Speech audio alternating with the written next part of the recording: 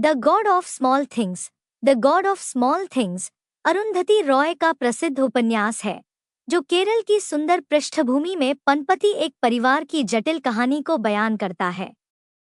यह किताब प्रतिबंधित प्रेम, सामाजिक भेदभाव और परिवार के गहरे रहस्यों की बात करती है।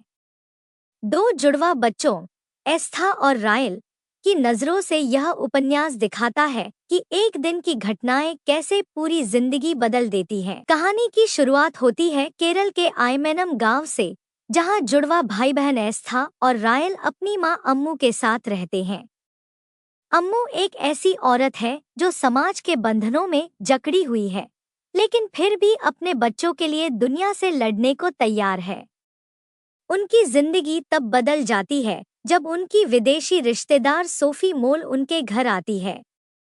सोफी की मौजूदगी परिवार में छिपे हुए तनाव और रिश्तों की दरारों को उजागर कर देती है। धीरे धीरे कहानी उस वर्जित प्रेम तक पहुंचती है जो अम्मू को अपने परिवार के मजदूर वेलुथा से होता है। वेलुथा अछूत जाति से है और समाज के अनुसार उसका अम्मू से प्रेम करना पाप है। लेकिन दोनों का प्यार सच्चा और निर्मल है, एक ऐसा प्यार जो समाज के लव लॉज यानी प्यार के नियमों को चुनौती देता है।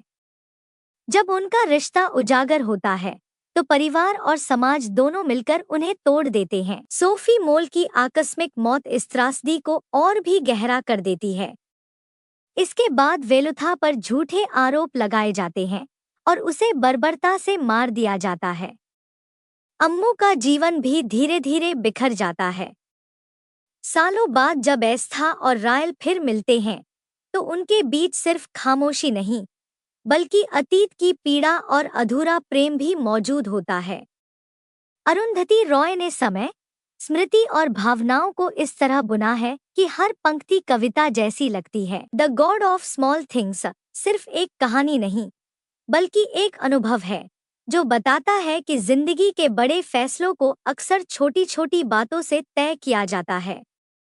यह किताब हमें याद दिलाती है कि प्यार भले ही समाज के नियमों में कैद हो, लेकिन उसकी शक्ति सबसे बड़ी होती है।